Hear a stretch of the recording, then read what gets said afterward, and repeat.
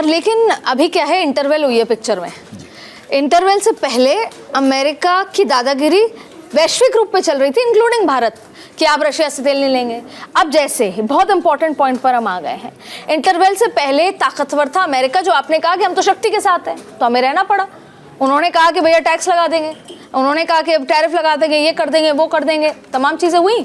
अब शक्ति के साथ नहीं रहना, वो शक्ति के सामने झुकना हुआ, ये उदाहरण। हाँ, आप कहें कि झुकना हुआ, लेकिन फिर यही था ना सर कि टैरिफ लगाते ही तो हम सब यही कहते कि सर टैरिफ आप पे लगा दिया, चीज़ें महंगी हो गई, इकोनॉमी डाउन हो गई, कंज्यूमर का इशू हो गया, जो बजट डोमेस्टिक पॉलिटिक्स सब चीज़ें इन्वॉल्व होती हैं। अब इंटरवल के बाद की पिक्चर ये है कि भारत जो है वो अपना मतलब ईरान से भी पूरा कर रहा है, उसने अभी तक अपना तेल भी निकलवाया, चाइना के साथ भी उसके अब ये हुआ कि ऑप्शंस चाइना के साथ आपने देखा, लेटली बातचीत हुई, कनाडा के साथ आपने देखा कि कैसे कनाडा ने कहा कि नहीं, मतलब एक कनाडा को हम दोबारा लेकर आएंगे। तो सेकंड पिक्चर में नजर आ रहा है कि अमेरिका का एक बड़ा नुकसान हुआ है। तो ऐसी स्थिति में भारत, क्योंकि भारत तो लड़ता ही नहीं ना, भारत तो अपना वो देखता है कि उसका फायदा किस में है। तो अब आगे भारत अपना फायदा कहाँ देख रहा है? भारत का इकलौता फायदा है हमें तो गैस की आपूर्ति होनी चाहिए, जो कि होती नहीं नजर आ रही है। ओके, तो इसमें just to add on sir, अभी तक वो रशिया पे सैंक्शंस लगाता था ऑयल के, क्या ऐसी स्थिति में विड्रॉ, जो कि इंडिकेशन आने लगे हैं, रशिया से सैंक्शंस विड्रॉ करेगा क्या अमेरिका, और उससे अमेरिका भारत का फायदा होगा? पॉइंट जोड़ दिया जाए सर के साथ सवाल में कि अब तो ईरान पर के तेल पर भी सैंक्शन हटाने के लिए अमेरिका ने कह दिया कल। बिल्कुल बिल्कुल। okay, अब मैं यहाँ पे ऐड करना चाहूँगा। यस, अमेरिका की तो नीति आप देख रहे हैं, छनो रुष्टा तुरंत बदल जाते हैं। कल तक रशिया पे था, आज रशिया सबसे बड़ा बेनिफिशियरी है। इसीलिए मैं कहने जा रही हूँ, 2 बिलियन की लड़ाई में बंदर का फायदा हो गया। बिल्कुल। दूसरी तरफ अगर आप, और ये वही रशिया है जिसको अमेरिका टारगेट कर रहा था, जिसकी वजह से सारी लड़ाई है। बिल्कुल, आज उसी रशिया को सबसे ज्यादा फायदा ट्रंप दे रहे हैं। अगर दूसरी तरफ देखा जाए, ईरान से 2019 की मैं बात करूं, ईरान से लगभग 11.5% हमारा तेल लेते थे और सस्ते पे लेते थे। अनाज के बदले तेल वगैरह की भी कुछ चीज़ें थी, रुपया में भी पेमेंट होता था। हमारा वो लॉस किया ट्रंप ने या अमेरिका ने उस पर बैन लगा के, राइट। कतर की तरफ मैं आता हूँ। कतर से हमारा 1999 में 25 साल का गैस का एग्रीमेंट हुआ था। कॉस्ट इफेक्टिवली कतर से लगभग 65% हम गैस लेते थे, जो बाद में घट के फिर 47% पे आ गया। गैस अकेले सिर्फ कतर से हम लेते थे। उसके बाद हमने फिर अभी निगोशिएट किया है कतर से, और उसमें हमारा ये है कि 20 साल के लिए 2048 तक, 2028 से 2048 तक 20 साल के लिए हमने कतर से गैस के लिए अनुबंध किया, और उसमें इंडिया को लगभग $6 अरब का फ़ायदा है। हमने जो निगोशिएट किया है हमारी गवर्नमेंट ने, उससे इंडिया को कम रेट पे गैस मिल रहा है। तो इस तरह से हर कंट्री के साथ हमने निगोशिएट किया, बिकॉज हमारी हर किसी के साथ, जो कहते हैं ना, वसुधैव कुटुंबकम की। सर अब तो कल रात के बाद अब में तो फर्क काफी आ जाएगा सर। एक चीज में बीच में प्रेम सर, आप ये मान रहे हैं कि जो रशिया पे सैंक्शन अगर हटते हैं तो भारत का फायदा है? देखिए, निश्चित रूप से सोर्स ऑफ एनर्जी रशिया से भारत लेता रहा है, और अमेरिका जो डिस्टर्ब कर रहा था, अमेरिका की वो क्षमता घटी है। तो जैसे चाइना है, चाइना को कंपेयर करके बात करेंगे तो बेहतर होगा। चाइना हमसे ज़्यादा उनकी खपत है, तो वो अपनी एनर्जी की जो ज़रूरत है ईरान और रशिया के माध्यम से पूरी कर लेता है मोटे तौर पर, और भी जगह से ये बड़े सोर्सेज है वो कर लेता है। हमारी चिंता जो थी, हम जहाँ से एनर्जी ले रहे थे वो तो हम देख ही नहीं पाए। ईरान को हमने छोड़ दिया, रशिया को हमने दबाव में छोड़ दिया। अब क्या वेनेजुएला और अमेरिका के भरोसे हम एनर्जी पर जिएंगे? ये सवाल था। लेकिन हमने अपने हित का यहाँ सुरक्षा नहीं की, और अपने हित के खिलाफ जाकर के अमेरिका इजराइल का साथ दिया। ये बात मैं फिर से कहता हूँ, जो हम कहते हैं ना, हम अपना इंटरेस्ट देख रहे हैं, हमने नहीं देखा अपना इंटरेस्ट। ठीक है, मैं उनके पास जाऊंगी, लेकिन सर हाँ, मैं इससे डिफर करूंगी। जब ईरान के एम्बेसडर ये कहें कि मित्र है, ईरान हमको शिप्स आने देता है, इस समय अगर वो 2 शिप्स नहीं आई होती तो पॉलिटिकली कितना डिस्टर्बेंस होता? मैं क्लैरिफाई करता हूँ, ये हमें बात करनी पड़ रही है ईरान से। अगर हमने सर, हमारे पास उनके 150 नाविक थे। अगर हमने उसी दिन खामनेई की हत्या को गलत बताया होता है, जैसे पाकिस्तान ने बताया, पाकिस्तान ने तो उसकी निंदा भी की है, उस 12 देशों के साथ भी है जो ईरान के खिलाफ है, और खामनेई की हत्या की निंदा भी की। पाकिस्तान ज़्यादा बैलेंस्ड वे में है, और हम उनकी निंदा नहीं किए, स्कूली बच्चियों की हत्या करने की निंदा करने में देरी किए, और उसके बाद भाई कह रहा है ईरान की हमने दुश्मन के लिए हॉर्मुज को बंद रखा है, तो हमें दुश्मन माना गया। अब हम बात कर रहे हैं, अब हम अपने अब जब देख रहे हैं कि युद्ध पलट रहा है, तब हमने अपने रुख में परिवर्तन किया। हमने 12 दिन बाद ईरान के राष्ट्रपति से बात की। ये सब हमारी कमजोरी है सर। ये सब हमारी कमजोरी है। सर आप एक चीज सुनिए sir, nothing is free, no lunches are free. अगर ईरान हमें कुछ दे रहा है तो जाहिर तौर पे भारत की तरफ से उसे कुछ मिल रहा है। खामेनेई पे हमने शोक नहीं जताया, बहुत देर बाद जताया, उसके बावजूद भी ईरान कह रहा है कि India is a friendly country. वजह होगी ना सर, उसकी डिप्लोमेसी है सर। ये देखिए खामेनेई इस्लामिक लीडर, ठीक है, उनके राष्ट्रपति, पिछली बार जब राष्ट्रपति की डेथ हुई थी उस वक्त भारत ने उसको शोक जताया था, ठीक है। आतंकवाद का लीडर, उसके लिए शोक जताने की भारत को कोई आवश्यकता नहीं है। रही बात संपर्क की और संबंधों की, मैं साफ कहता हूं कि हमारा जो चावर यानी 14,000 करोड़ का हम वहाँ पर यानी इन्वेस्टमेंट कर रहे हैं, और यहाँ से पाकिस्तान से हम ऑयल की लाइन भी बिछाने वाले थे, वो पाकिस्तान के झगड़े की वजह से वो अभी कंप्लीट नहीं हुई है। तो भारत के संबंध विश्व के सारे देशों से अच्छे बनाने की कोशिश की गई है। एक लाइन का अगर इंटरवेंशन ले लिया जाए, हम ऑफिशियली जैसे आतंकवाद का लीडर खामनेई को कहते हैं, वैसे ही ईरान के साथ हमारे क्या संबंध रह जाएंगे। आप कल्पना कीजिए, आपके व्यक्तिगत विचार हो सकते हैं, तो देश का विचार नहीं हो सकता कि खामनेई भारत का आतंकवाद का लीडर है, नहीं हो सकता। भारत की या किसी देश की बोलने की हिम्मत इसी बात पर निर्भर करेगी कि वो ईरान के साथ खड़ा है या ईरान के तो डोमेस्टिक लड़ाई शुरू हो जाएगी सर, उससे तो जबरदस्त। आप देखिए, जिस प्रकार से आतंकवाद के खिलाफ भारत बार बार वैश्विक रूप से सबको बता रहा है, यहाँ तक कि यूनाइटेड नेशंस में भी बता रहा है, और आप देखिए भारत कहे ना कहे लेकिन सबको पता है कि क्या स्थिति है।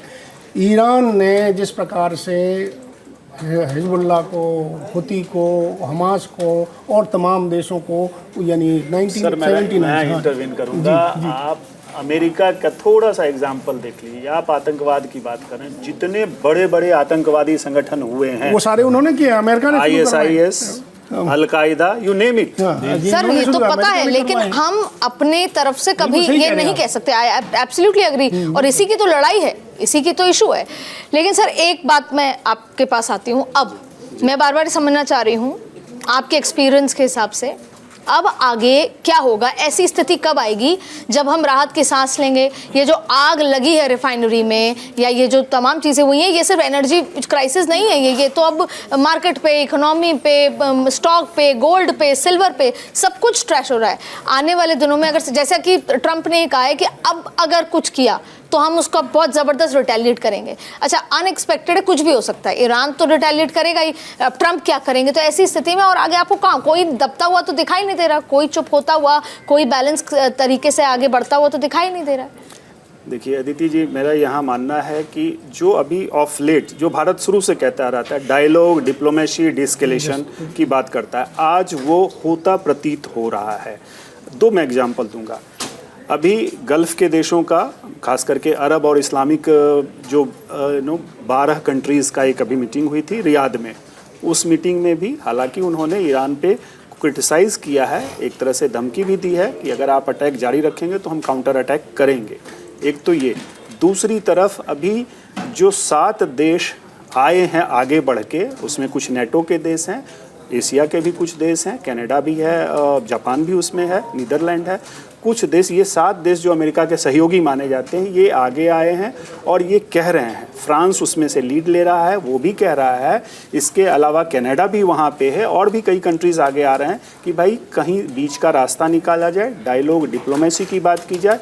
यही एकमात्र है, बाई फोर्स आप नहीं कर सकते। दुनिया अभी बहुत बड़े संकट से गुजर रही है, ऊर्जा संकट तो है ही, आर्थिक संकट है यहाँ पे, और इसके अलावा अब फूड क्राइसिस होगी। यूनाइटेड नेशंस ने खुद वार्न किया है कि 45 मिलियन लोग भूखमरी के कगार पे हैं इसकी वजह से। तो ये कहाँ जाके रुकेगा? मुझे लगता है बीच का रास्ता निकलेगा। फोर्स से अमेरिका चाह रहा था बट वो होना नहीं है। मुझे अब यूनाइटेड नेशंस भी आगे आ रहा है, वर्ल्ड के देश उसको सपोर्ट कर रहे हैं, शायद कुछ बीच का रास्ता निकलेगा। Though I discredit United Nations for everything. लेकिन we have to hoping against hope. Yes, yes. No, we have sir ऐसा होगा, ऐसा ऐसा होता है कि इजराइल और अमेरिका इवेंचुअली धीरे ईरान पे अटैक करना बंद कर दे तो ईरान भी चुप हो जाएगा सर? या ये कोई कंक्लूसिव तरीके से? सबसे बड़ी बात यह है कि जो अमेरिका चाहता है यदि वो ईरान कर दे तो युद्ध खत्म, लेकिन वो करना नहीं चाहता, ना ही अमेरिका चाहता है ये करना।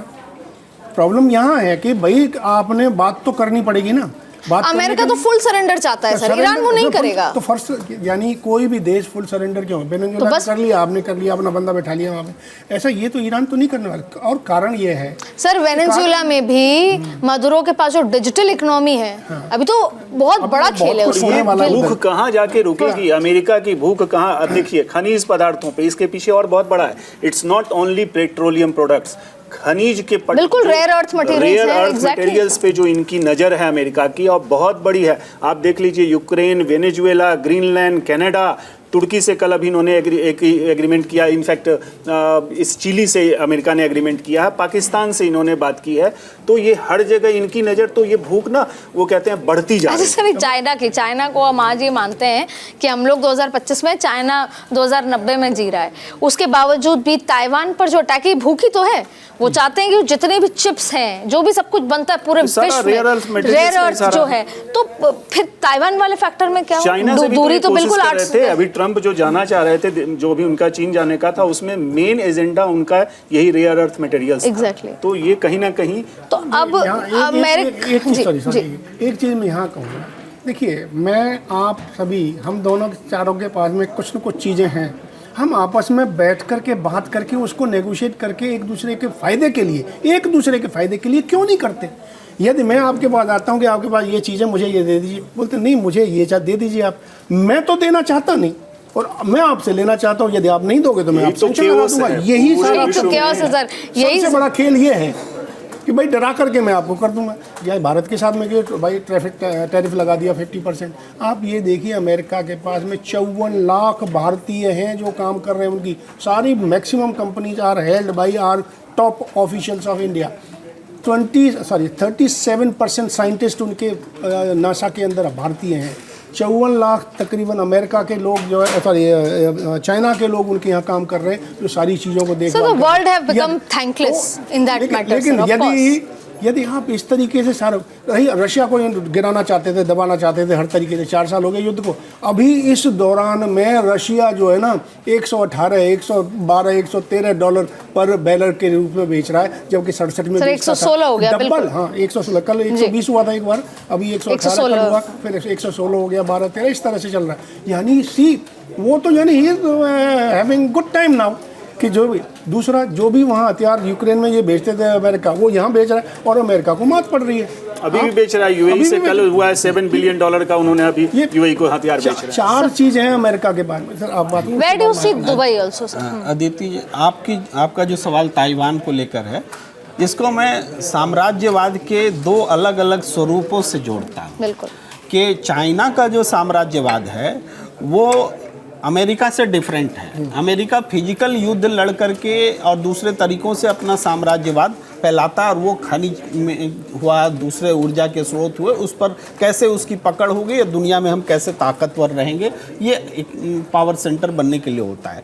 और चाइना ने जो अपने आप को खड़ा किया है, इसके बजाय उन्होंने रिवर्स लिया कि आर्थिक रूप से हम अपने आप को इतना बनाए, अपना बाजार कब्जा करें। आज जैसे भारत के साथ क्या है, भारत कभी दक्षिण एशियाई देशों का नेता होता था कम से कम,